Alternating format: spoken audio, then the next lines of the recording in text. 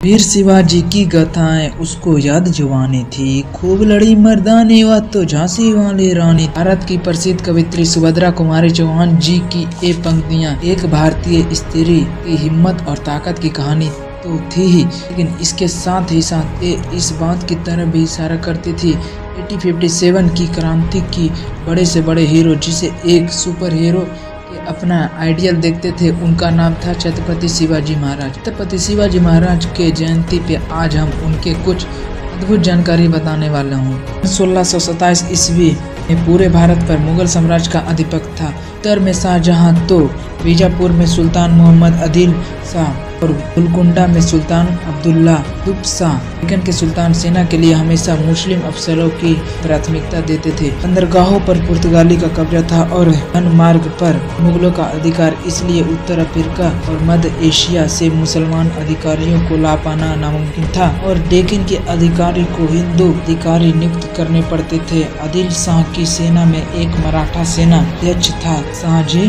भोसले सेना के उच्च पद पर थे। सन 1630 ईस्वी में महाराष्ट्र के जीनर के समीप शिवनेरिया के किले में उनके और जीजाबाई के यहाँ एक पुत्र जन्म हुआ। स्थानीय देवी शिवाय के नाम पर नामकरण हुआ, जो आगे चलकर छत्रपति शिवाजी महाराज के नाम से विश्व विख्यात हुए। की माँ जीजाबाई, जिन्होंने ज्यादा समय बिताया शिवाजी के साथ। शिवाजी छोटा सा बच्चा, उसको बचपन से ही महाभारत से लेकर रामायण तक, रामायण से लेकर भगवत गीता तक और सारी पुरानी कथाएं उनको सुनाई करती थी। इसका असर क्या हुआ, छोटी सी उम्र से ही एक स्वाभाविक नेचुरल लीडरशिप शिवाजी के अंदर बिल्ड हो गई। शिवाजी ने महाराष्ट्र में 3 साल जंगल में घूमे और वहां पे देखा ये लोग में ताकत बहुत है पर ये अनगाइडेड मिसाइल हैं। एक दिन उन्होंने सारे दोस्तों और गांव वाले को इकट्ठा किया और बोला, मराठाओं को मुगल के गुलाम के नाम से जाना जाता है और एक गुलामी है ना, ये मानसिकता है और कुछ नहीं है।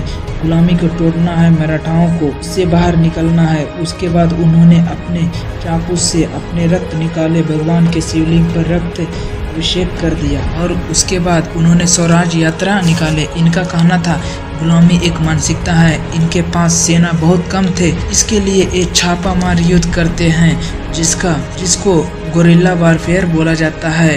इनको पहाड़ी चूहा बोलते थे। कहीं से निकलकर दुश्मन पे अटैक करेंगे। एक बार आदिल शाह ने इनके पिता को उठा करके जेल में डाल दिया और इन्होंने सोचा क्या करें। तभी उन्होंने शाहजहां को बोले, आप इन पे प्रेशर डालें, ये मेरे पिता को छोड़ दें और शाहजहां उनकी बात मान गए और शाहजहां को बोले, तुम्हारे कई युद्ध होने वाले हैं नॉर्थ में और उस समय पीछे से अगर तुम्हें यहाँ से जरूरत पड़े तो छत्रपति शिवाजी मैं तुम्हारी मदद करूंगा। इसको बोले मेरे पिताजी को छोड़े और उन्होंने छुड़वा दिया। छत्रपति शिवाजी के लिए युद्ध जीतना जरूरी था, युद्ध लड़ना नहीं। कई बार तो ये बिना युद्ध लड़े हुए भी जीत जाते थे, यही तो इनकी चतुराई थी। एक्चुअली छत्रपति शिवाजी को फादर ऑफ इंडियन नेवी भी बोला जाता है, क्योंकि जो आज का गुजरात, महाराष्ट्र है, कर्नाटक है, जो आज का गोवा है, ये पूरी लाइन पे इन्होंने एक नेवी बिल्ड समुद्री सेना को तैयार किया। उस समय वहाँ का तानाशाह, जो उस समय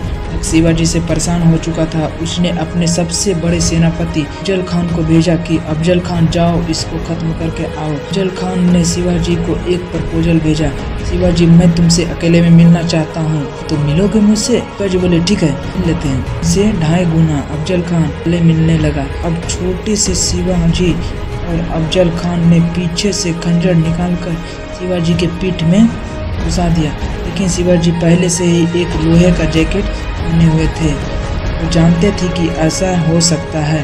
उसके बाद शिवाजी ने हाथ पीछे लाया और अपने सिंह नख बांध निकाल आए और जो सिंह नख नाम का उनका चाकू होता है, वो चाकू शेर के पंजे जितना नुकीला होता है, उसको घुसा पेट में। अफजल खान का किडनी वहाँ से बाहर निकाल दिया और उसका मनोबल तोड़ने के बाद उन्होंने प्रतापगढ़ किला जीत लिया। उस समय मिर्जा राजा जय सिंह हुआ करते थे।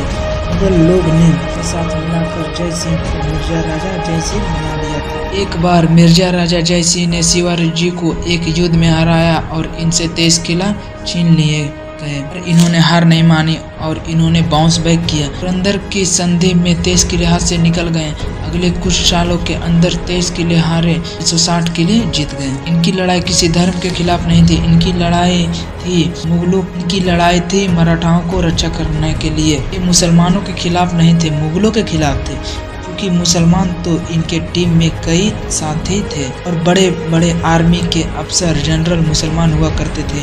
इनके कई दोस्त भी मुसलमान थे, इनके अपने वजीर आजम वो भी मुसलमान थे, इनके कई गुरु भी मुसलमान थे। लेकिन ये मुगलों के खिलाफ थे जो मराठाओं को तंग करके उनको नौकर बनाए थे, उनको और लोगों से अलग बनाती थी। इनका स्त्री और महिलाओं के लिए विशेष सम्मान। ये बोलते थे माँ, औरतें और बच्चे इनको तंग नहीं करेगा है कुछ भी हो जाए। इसी समय मुगल लोग औरतों को उठा लिया करते थे, उनका रेप करते थे और मंदिर तोड़ना, उनको मारना पीटना। वही इन्होंने क्या बोला, किसी दूसरे धर्म का अपमान नहीं करेंगे, किसी दूसरे की स्त्री को गलत नज़र से नहीं देखेंगे। मेरे सैनिक कोई देखते हुए मिल गया तो उसको खत्म कर दूंगा। इनकी एक क्वालिटी ने इनको इतना रिस्पेक्ट अर्न की, लोग अपनी जान देने लग गए। इस वीर मराठा की कथा मैं चाहता हूं कि पूरी देश तक पहुंचे। अगर आज आपको लगता है कि मेरे देश के इतिहास को कोई भुला न जाए, इसको व्हाट्सएप और फेसबुक पे फैला दीजिए। हर सच्चे हिंदुस्तानी की जिम्मेदारी है कि इसको हर घर तक पहुंचाएं। अगर आपको अच्छा लगा तो please like, subscribe and share कर दीजिए। और छत्रपति शिवाजी के बारे में आपको क्या अच्छा लगा बताइएगा ज़रूर।